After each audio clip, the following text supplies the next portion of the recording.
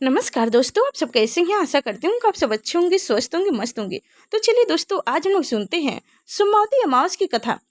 सोमवार को आने वाली अमावस को सोमवती अमावस कहते हैं। इस दिन सोमवती अमावस की कहानी सुनी जाती है। सोमवती अमावस के दिन पीपल एवं तुलसी की जल, मोले रोले, चावल, चंदन, सिंदूर, फल प्रसाद, वस्त्र एवं दक्षिणा से पूजा की जाती है। धूप दीप कर 108 फल या साग कुछ भी पीपल को चढ़ाए जाते हैं।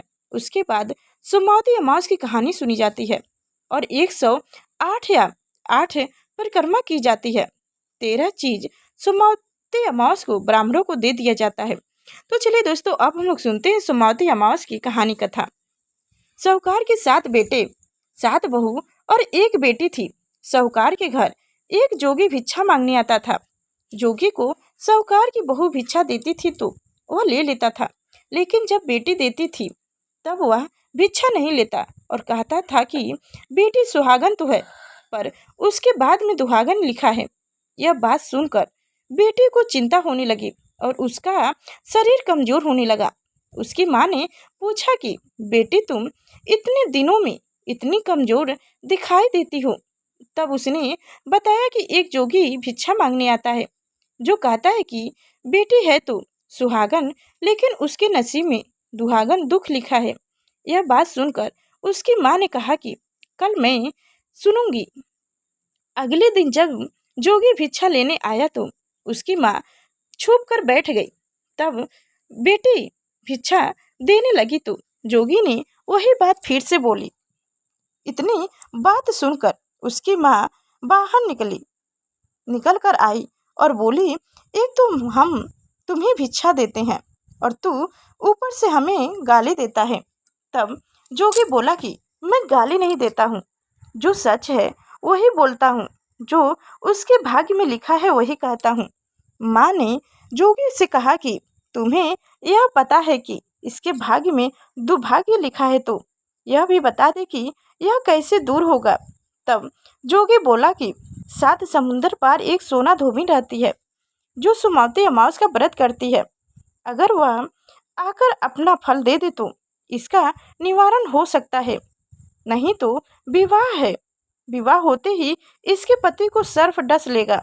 यह बात सुनकर माँ बहुत रोने लगी और सोना धोबिन की तलाश में जाने लगी।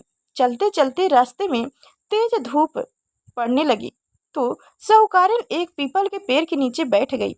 उस पीपल के पेड़ में एक गरुड़ पक्षी का घोंसला था, जिसमें गरुड़ का छोटा बच्चा था। साहूकारिन को घोंसला के पास एक सर्प जाता दिखाई दिया तो उसने उस गरुड़ के बच्चों को बचाने के लिए उस सांप को मारकर डाल के नीचे रख दिया। जब गरुड़ और पंछी आए तो घोंसलों के पास खून देखकर क्रोधित हो उठे और साहूकारिन को चोंच मारने लगे। तब साहूकारिन बोली कि मैंने तो तुम्हारे बच्चे की जान बचाई है। यह सर्प तुम्हारे बच्चों को डसने वाला था तो मैंने उसे मारकर गिरा दिया। गरुड़ ने सर्प की ओर देखकर कहा कि तुमने हमारे बच्चे की जान बचाई है, अब तुम्हें जो मांगना है मांगो।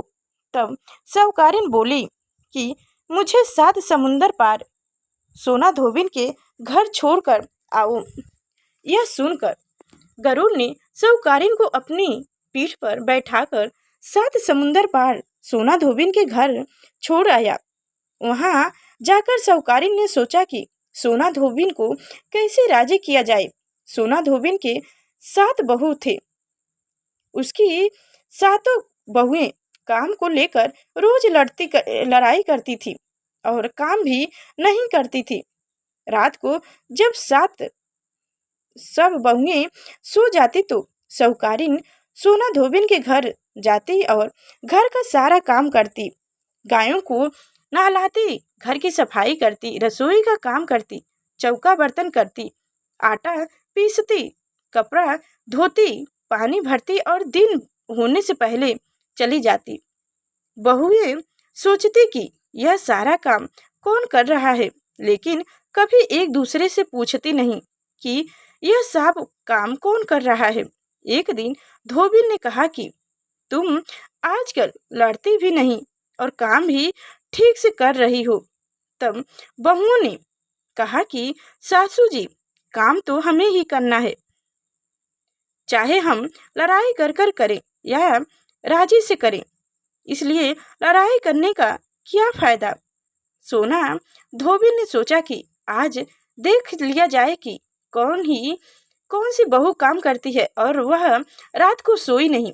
सोने उसने देखा कि रात को एक स्त्री आई और पूरा काम करने के जाने लगी। तो उसने धोबी ने बोला कि तुम कौन हो और तुम्हें ऐसा क्या जरूरत है जो तुम इतना काम कर रही हो। तो साहूकारी ने कहा कि जरूरत है तभी तो इतना काम कर रही हूँ। सोना धोबी ने पूछा कि तुम्हें क्या चाहिए। साहूकारिन बोली कि पहले मुझे वचन दो, तब बताऊंगा। सोना धोबी ने वचन देकर कहा कि अब बताइए। साहूकारिन बोली कि मेरे बेटे के भाग्य में दुहाग लिखा है, इसलिए आप चलकर उसे सुहाग दें और सुमावती अमावस्या करें। सोना धोबिन अपने बेटे बहू से बोली कि मैं तो साहूकारिन के साथ जा रही हूँ, यदि पीछे से तुम्हारे पिताजी खत्म हो जाएं तो तेल घी के कूप में डालकर छोड़ देना। फिर दोनों जाने लगी साहूकारिन के घर। चली जाती है। साहूकारिन के बेटे का विवाह होने लगा। दूल्हा फेरे में बैठ गया। सोना धोबिन दूल्हे के घूंघटे के पास कच्चा करवा रखा, उसमें दूध डाला और तात का तार लेकर बैठ गई। थोड़ी देर बाद सांप दूल्हे को डसने के लिए आया। सोना धोबिन ने करवा आगे रखा और तार से बांध दिया, लेकिन दूल्हा डर के मारे मर गया। तब सोना धोबिन ने टीके में से रोली निकाली, मांग में सिंदूर निकाला, कोया आंख में से काजल निकाला और मेहंदी निकालकर छोटी अंगुली से छीरी मारी और बोली कि आज तक मैंने जितना सुमावती अमावस करी, उनका फल तो साहूकारिन के बेटे को लग जाए और आगे जो मैं सुमावती अमावस करूं वह मेरे पति को लग जाए। इतना कहते ही दूल्हा जीवित हो गया और सब सुमावती की जय जय बोलने लगे। सोना धोबिन वापस जाने लगी। तब साहूकारिन बोली कि तुम्हें मेरे जमाई को नया जीवन दान दिया है, इसलिए कुछ भी मांगो। वह बोली कि मुझे तो कुछ नहीं चाहिए, सिर्फ एक हारी दे दो। वह हारी लेकर चली जाती है। रास्ते में सुमावती आती है तो हारी का 108 परिक्रमा करती है। परिक्रमा करने के बाद पीपल के पेड़ के नीचे गाड़ कर घर आ जाती है। घर आकर देखती है तो उसका पति मरा हुआ तेल और घी के में रूप में पड़ा है। तब वह टीका में से रोली निकाली, मांग में से सिंदूर निकालकर, कोया में से काजल निकाली, नूम से मेहंदी निकालकर छोटी अंगुली से छिड़क दी और बोली, मैंने जो रास्ते में सुमावती की है उसका फल मेरे पति को लग जाए। इतना कहते ही उसका पति उठकर बैठ गया। घर का ज्योतिष आया और बोला कि जजमान, सुमावती अमावस को मेरा क्या है तो दक्षिणा दे। सोना धोबिन बोली कि मुझे तो सुमावती रास्ते में आई थी तो कुछ भी नहीं किया, जो कुछ भी किया वह सब पीपल के नीचे ही गाड़ दिया। ज्योतिष ब्राह्मण ने जाकर देखा तो 108 और 13 सोने के चक्कर मिले। ज्योतिष ब्राह्मण सबको घर ले आया और बोला कि ऐसी फेरी की है और मुझे बोल दिया कि कुछ भी नहीं किया। सोना धोबिन बोली, यह तो तुम्हारे भाग्य से ही हुआ है, इसलिए उसे तुम ही ले जाओ। ब्राह्मण बोला कि मेरी तो इसमें चौथी पाठी है, बाकी आपका मन हो उसे दे देना। सारे ही नगरी में बोल दिया गया कि सब सुमावती अमावस का व्रत कीजिए। हे सुमावती अमावस्या, जैसा साहूकार की बेटी को सुहाग दिया है वैसा सबको देना। सुमावती अमावस की कहानी सुनने वालों को, सुमावती अमावस की कहानी सुनाने वालों को, हमें भरने वालों को और अपने पूरे परिवार को देना।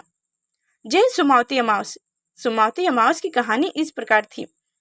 मैं आशा करती हूँ कि आपको सुमावती अमावस की कहानी पसंद आई होगी। तो धन्यवाद। अगर आपको यह कथा पसंद है तो कृपया लाइक करके चैनल को सब्सक्राइब कर लीजिए और कमेंट अवश्य करिए।